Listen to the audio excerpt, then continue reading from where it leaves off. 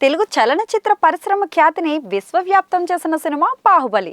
ప్రభాస్, రానా, అనుష్క, తమన్నా, రమ్యకృష్ణ, సత్యరాజ్ ప్రధాన తారాగరంగా దర్శకధీరుడు రాజమౌళి ఈ చిత్రాన్ని అయితే రూపొందించారు. ప్రేక్షకుల అభినందనలు, విమర్శకుల ప్రశంసలు, అత్యధిక వసూళ్లు, ఎన్నో రికార్డులు సృష్టించింది. జూలై 10, 2015 విడుదలైన బాహుబలి ది బిగినింగ్ సినీ ప్రియులపై ఎంతటి ప్రభావం చూపించింది అంటే, ఇది విడుదలయ్యాక ప్రపంచవ్యాప్తంగా ఉన్న వారందరినీ వెంటాడిన ప్రశ్న ఒక్కటే: బాహుబలిని కట్టప్ప ఎందుకు చంపాడు అని. అంతటి విశేష ఆదరణ సొంతం చేసుకున్న ఈ సినిమా విడుదలై నేటికి 10 ఏళ్లు పూర్తయింది.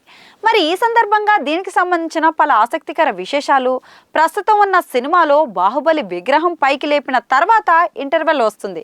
కానీ తొలత వేరే సన్నివేశం వద్ద ఇంటర్వెల్ ఇద్దామనుకున్నారు దర్శకధీరుడు రాజమౌళి. మహిషమతి ఊపిరి పీల్చుకో, నా కొడుకు వచ్చాడు, బాహుబలి తిరిగొచ్చాడు అని దేవసేన అన్నప్పుడు శివుడు నడుచుకుంటూ వస్తుంటే అతడిలో నుంచి బాహుబలి రూపం రావడంపై ఇంటర్వెల్ రావాలి. దానికన్నా ముందు శివుడు భూమి, నిప్పు, నీరు, గాలి, ఆకాశం ఇలా పంచభూతాలను దాటుకుంటూ మహిష్మతి సామ్రాజ్యంలోకి అడుగు పెడతాడు. కానీ ఈ సన్నివేశాన్ని ఇలా తీద్దాం అనుకోలేదు. శివుడు మహిష్మతిలోకి వచ్చే ముందు మంచు కొండల్లో సైనికులతో పోరాటం చేస్తాడు. అప్పుడు అక్కడ ఒక సైనికుడు శివుని చూసి బాహుబలి అనుకుంటాడు. ప్రభు, నన్ను ఏమీ చెయ్యొద్దు అని వేడుకుంటాడు. అతడు అక్కడి నుంచి తప్పించుకొని వచ్చి విజ్జల దేవుడి అంటే నాజర్కి విషయం చెప్తాడు.